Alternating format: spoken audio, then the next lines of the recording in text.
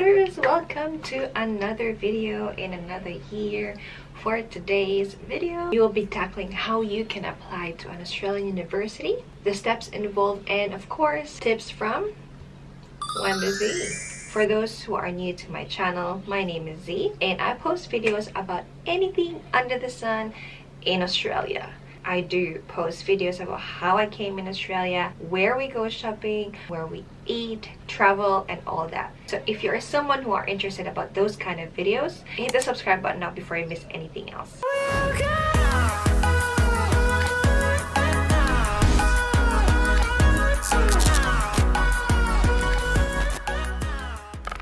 Alright, so for today, this is the part wherein we've already decided what course we are going to take. So we need to decide now which university are we going. Just a disclaimer guys, I am not an agent. Most of the information here will be pretty much based on my experience on how I came to Australia and just some tips and instructions for you how to go about your application. Now if you haven't watched my other video where I detailed how I came to Australia on a student visa, I actually used both Tagalog and English in that video. However, if you are still interested on watching that, this is the link to it and I'll be leaving it in the description box below as well, so you can watch it after you watch this video.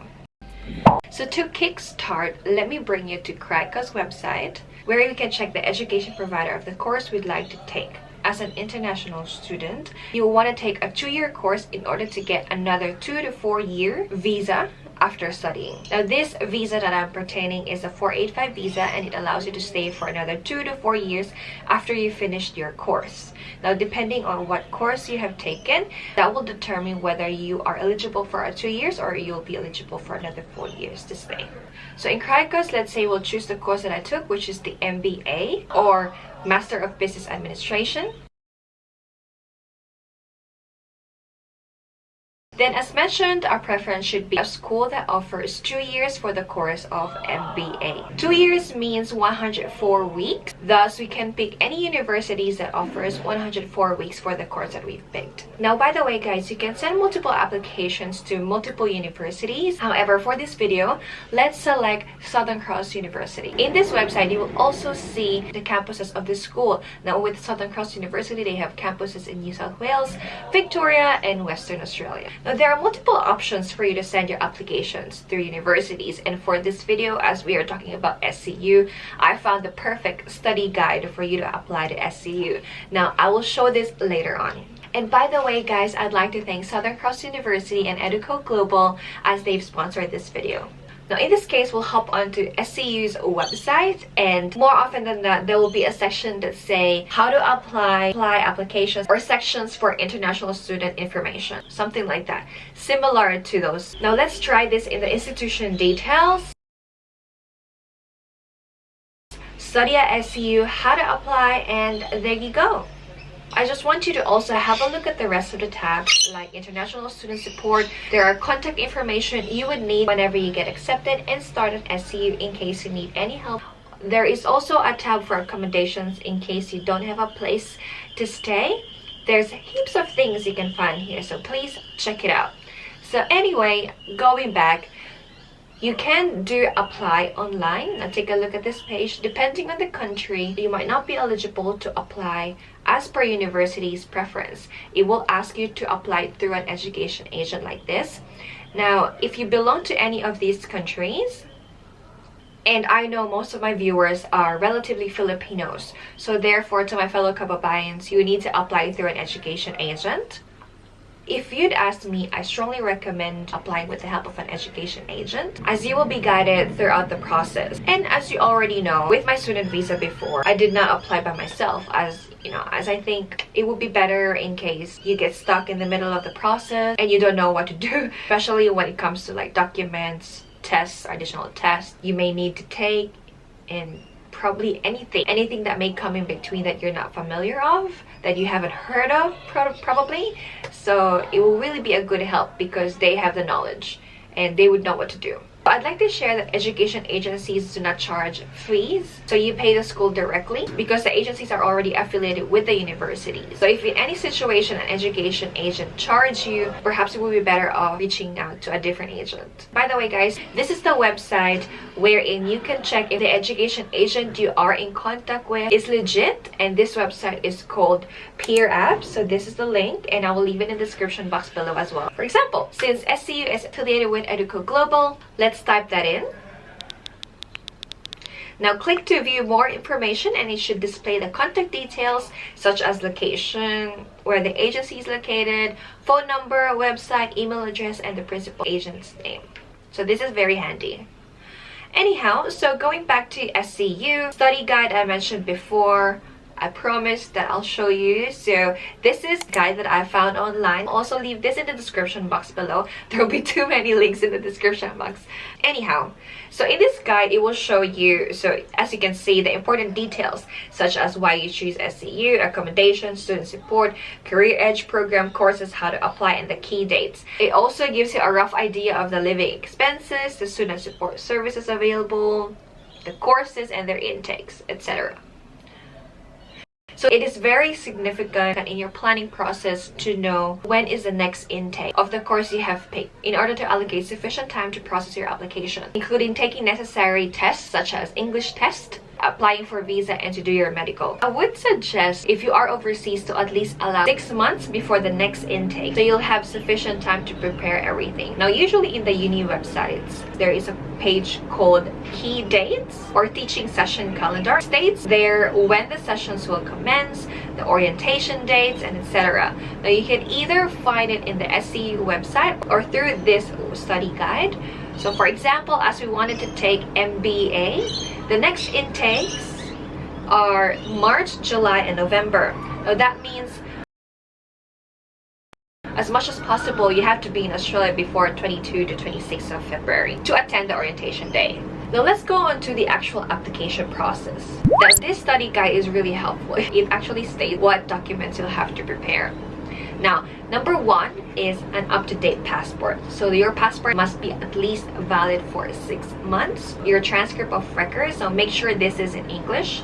An English proficiency qualification. Now this is required if you are from a country where English is not your first language. Now, the most popular English test or language proficiency test is IELTS. Here in Australia is about $375. In the Philippines, it costs about $11,300. Paper-based or computer-based, I think it's the same. And you can book your test through IDP and British Council. Please do not underestimate this test as it can be difficult when you don't practice before the actual test. And I found that in the IELTS website, there are some practice tests. So I'll leave the link on the description box as well, so you can hop onto this website and you can practice. So this part, you have to go back to the study guide that I've shown you earlier. So in here, you can see the list of courses available for international students. So it provides you how long the duration of the course, the annual tuition fee, the location of where the course is offered, and most importantly, the overall IELTS score you need to achieve in order to apply for this course. Now, this is one thing that universities don't just list down in their website, by the way. So this is really helpful for your application. As you can see, Diploma of Business, an average or overall score of 5.5, Bachelor of Business, an average or overall score of IELTS 6, and so on and so forth. And the course that we are looking at currently is the Master of Business Administration. You need to have an overall or average score of 6.5 IELTS. So also in certain situations you might be asked for SOP, but quite frankly I never asked to provide this as such to prevent me from giving you false information. If ever you get asked to provide this document, speak to your education on how you should go about it. GTE though, or genuine temporary entrant, I was asked to provide this. So as a student visa is a temporary visa that will allow us to stay in Australia temporarily for the duration of your study, you are required to write a statement. In the GTE, you will ask to indicate your previous study, your current employment if you are employed. You will also need to tell them any ties you have in your country, because it just goes to show that yes, you are really going back.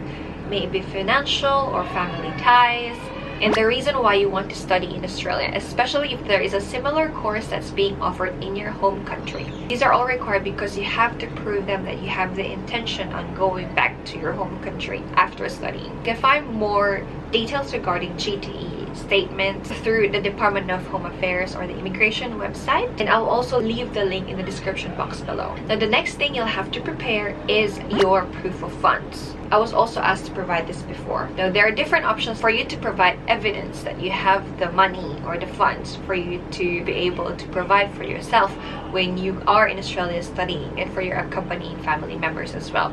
Now, as per the Department of Home Affairs website, I've looked it up because back then the costs that were given to me before might be different now because it has been 4 years. It tells there that you can provide evidence to show your parents have an income of at least $62,222 if you are by yourself. But if you are bringing in family members, it states there your parents should have an annual income of at least $72,592. Again, as my viewers are mostly from the Philippines, if you convert that, it's about 2.1 million pesos. Now, alternatively, you can also provide evidence such as bank statement. As per the cost estimate also from Department of Home Affairs website, student living cost is $21,041. And if you have dependents on your student visa application, you have to include evidence of funds to support your dependents. So for partners that's coming with you, it should be 7,362 Australian dollars. Now, if you also have a child that's coming with you, you need to add another 3,152 Australian dollars. Now, aside from that, you also need to provide evidence of funds for the 12 months of your course fees, and then travel costs as well. So as a guide, when you calculate how much money you need, so 2,500 for travel costs if you're applying from East or Southern Africa, 30,000 for travel costs if you're applying from West Africa, 2,000 for travel costs if you're applying from anywhere else outside Australia, and 1,000 Australian dollars for travel costs if you're applying in Australia. Then that's the amount of evidence of funds, or show money, that's what we call it in the Philippines, that you need to have. Now, the rest of the document, of course, the application form. Now, once you have all these documents ready, you are now ready to submit your application. And then after that, you have to wait for the offer. Now, that's after they assess your application. There are two different types of offer. One is conditional offer and unconditional offer. Now, conditional offer means you have been offered to study in Australia as long as you'll be able to meet the additional requirements they need, such as financial documents or IELTS. And for unconditional ones, meaning that offer has been finalized, hence you now have to pay to the school. Once you've paid your fees, you'll receive your COE, or the confirmation of enrollment. And once you receive your COE, you now have secured your spot in the university. Therefore, you can proceed in applying for your visa. Now, visa will be another topic. Now, that's it. If you have any questions regarding the courses, you need help on deciding what course is best for you, or you have questions in regarding the school intakes, or any questions that you have in mind, I will be leaving a direct link in the description box where you can send your question directly to Southern Cross University. You can send your message or inquiry through that link. Please bear in mind though that inquiries through this link can only be handled by Sydney, Melbourne, and Perth campuses of SCU. So the only applicable courses that they will be able to help you with are the courses that indicates they have campuses in Sydney, Melbourne, and Perth from the list of courses that I've shown you earlier. Now that's it, you guys. I hope you've learned something from me today. A thing or two maybe. I hope so. And like I said, if you have any questions, please do not hesitate on sending an inquiry through the link that I'll be leaving in the description box. So there will be a lot of links, plenty of links for you that are really helpful for you on your application. So I wish you guys all the best on your application, and if you have any video requests, don't forget to leave a comment down below. And if you find this video informative, don't forget to also give it a like and share it to your family and friends, whoever may be interested in this type of videos. And don't forget to subscribe to my YouTube channel. I'll see you in my next video. Bye!